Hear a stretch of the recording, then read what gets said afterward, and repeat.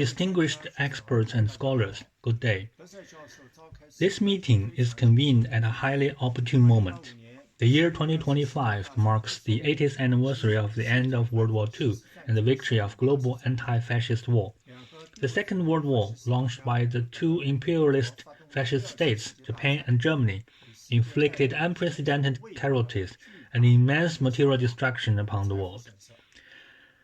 On September 18, 1931, the Japanese army deliberately orchestrated a military invasion in northeast China, marking the beginning of Japan's 14-year full-scale war of aggression against China. This event also signified the start of China's and the world's resistance against fascism. China served as the primary force in the Eastern Front, while the Soviet Union was the principal force in the Western Front. Both nations suffered tens of millions of casualties, far exceeding those of any other country, which is a historical fact that must not be erased or distorted by the West. The painful lesson of this 14-year global war must be remembered, and such a historical tragedy must never be repeated. However, the reality is that although the fascist regimes of Germany, Italy, and Japan were defeated after World War II, fascism itself did not vanish. Entering the 21st century, the ideological remnants of fascism in these countries have merged with new imperialism, new hegemonism, new colonialism, new racism, and new liberalism. As Samir Amin pointed out in his 2015 essay, this fusion has given rise to a proto-fascist resurgence, which has re-emerged in the West, in the East, and in the global South. Amid a protracted structural crisis of global capitalism, new fascism has gained alarming momentum, particularly in the US and other Western states. With the specter of war once again looming over multiple regions, leftist scholars and political parties worldwide, global South countries, and all peace-loving people have a duty to unite in resisting the threat of new fascism. Together, we must advance the construction of a shared future for humanity and strive to build a better world for all. To that end, I have recently authored a comprehensive research paper. Below, I will share with you 4 key arguments from that paper, albeit with varying levels of detail.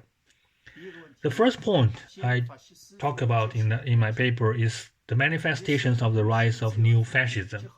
The first of such manifestation is the integration of new fascism with neoliberalism. In 2018, Henry Giroux argued that fascism has long merged with neoliberalism, giving rise to a distinct political-economic formation, neoliberal fascism. He noted that neoliberalism's hatred of democracy, the common good, and social contract has unleashed elements reminiscent of classical fascism, such as white supremacy, ultra-nationalism, vigilant misogyny, and anti-migrant hysteria. Neo-fascism, in turn, facilitates neoliberalism's global expansion through authoritarianism and violence, creating conditions for its dominance. Thus, neo-fascism, as a hybrid of neoliberalism, has already risen aggressively and runs rampant worldwide. The second manifestation of the rise of neo-fascism is totalitarianism and authoritarianism in politics. The United States, despite being a developed capitalist country, functions as the most authoritarian monopoly capitalist dictatorship among its peers. The third manifestation is the rule through violence and terror. Both classical and neo-fascism are inherently tied to violence and terror. Tactics such as violent suppression, assassination, and mass surveillance are wielded by monopoly capital not only against the working class leftist activists and oppressed nations, but also against dissenting voices within the bourgeoisie itself. Let's look at a series of examples. The UK miners' strike in the 1980s, the Occupy Wall Street movement in 2011, and France's Yellow Vest protests in 2018 were all crushed by state-sanctioned police and military brutality. Beyond overt repression, assassinations, and covert terrorism, remain key tools of neo-fascism.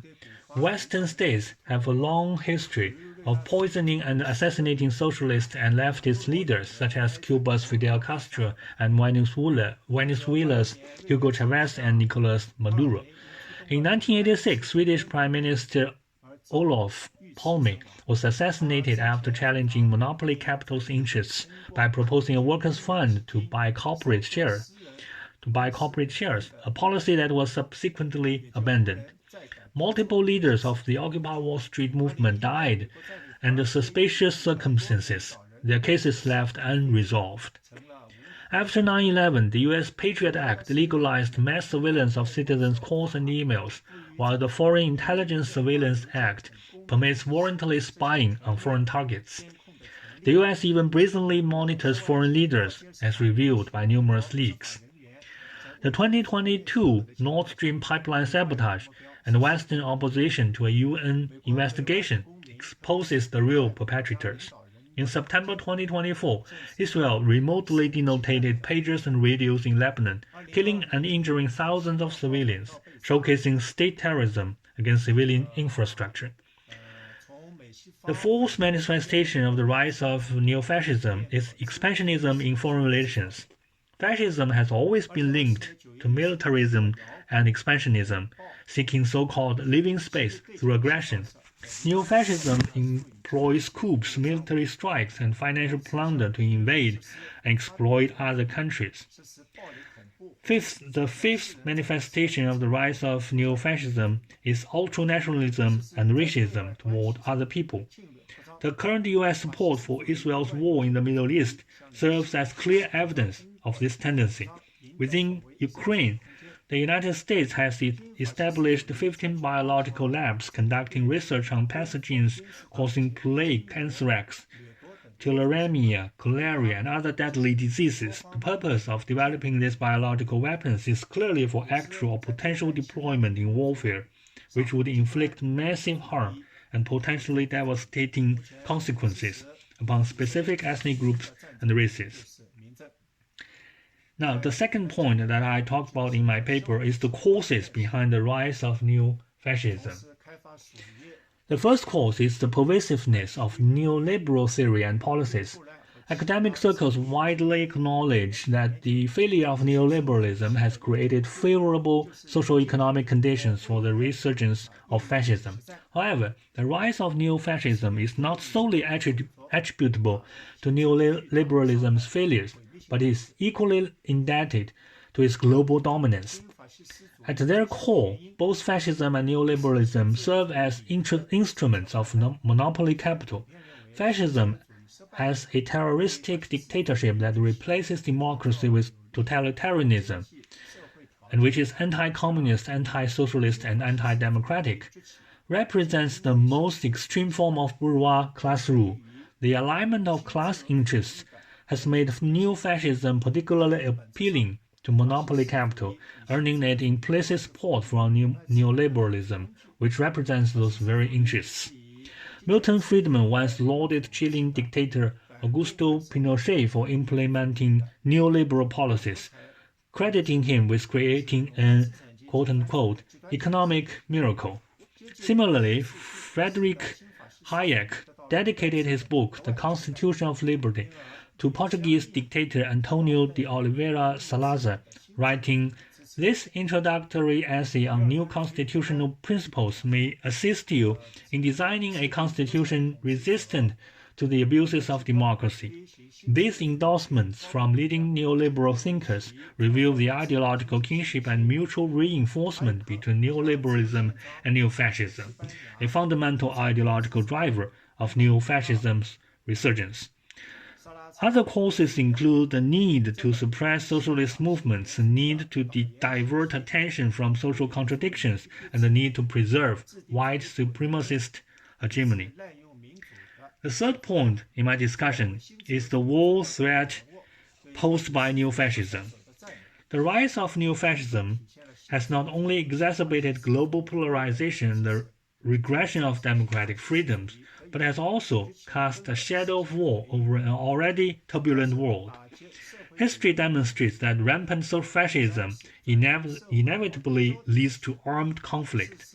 Since 2022, regional wars instigated by Western powers, including the Russia-Ukraine conflict and the Israel-Palestine conflict, along with military provocations in the South China Sea and Taiwan region of China, have all revealed the bellicose nature of neo-fascism. Should the United States initiate direct warfare against Russia and China, a world war would become nearly inevitable. Regrettably, the United Nations' capacity to maintain peace and prevent wars has been significantly weakened due to obstruction by Western countries. Therefore, warnings from leaders like Russian President Vladimir Putin about being one step away from a new world war are by no means alarming rhetoric. We must recognize and address three critical war-related issues. Number one, the breakdown of power balance among major capitalist countries. Number two, the profound structural crisis of global capitalism. The US has not only launched trade wars through tariffs, but also demonstrates both subjective intent and objective need to resort to warfare as relief. Number three, the impotence and dysfunction of international governance mechanisms as recently evidenced by India's military strikes against Pakistan. And the last point I want to share with you here is the global response to neo-fascism. Against the backdrop of profound changes unseen in a century, the accelerated rise of neo-fascist forces in Western countries demands our utmost vigilance. The world now faces unavoidable choices: peace or war, multipolarity or hegemony, democracy or authoritarianism, cooperation or sanctions. As we confront these critical questions, we must remember prejudice and discrimination, hatred and war only bring disaster and suffering. Mutual respect, equality, peaceful development, and shared prosperity represent the right path for humanity. Facing the threat of new fascism, all peace-loving forces across the world must unite in resolute struggle. Just as the victory over fascism 80 years ago ushered in a new high tide for global socialist and national democratic movements, today's triumph over neo-fascism will undoubtedly open a new era of building a community with a shared future for humanity and peaceful development. That's all for me. That's all I want to talk about here today. Thank you very much. I'm Michael Hudson. I'm appearing here for the International Manifesto Group. If you like this video and ones like it, please subscribe. For more information, go to the address on the screen.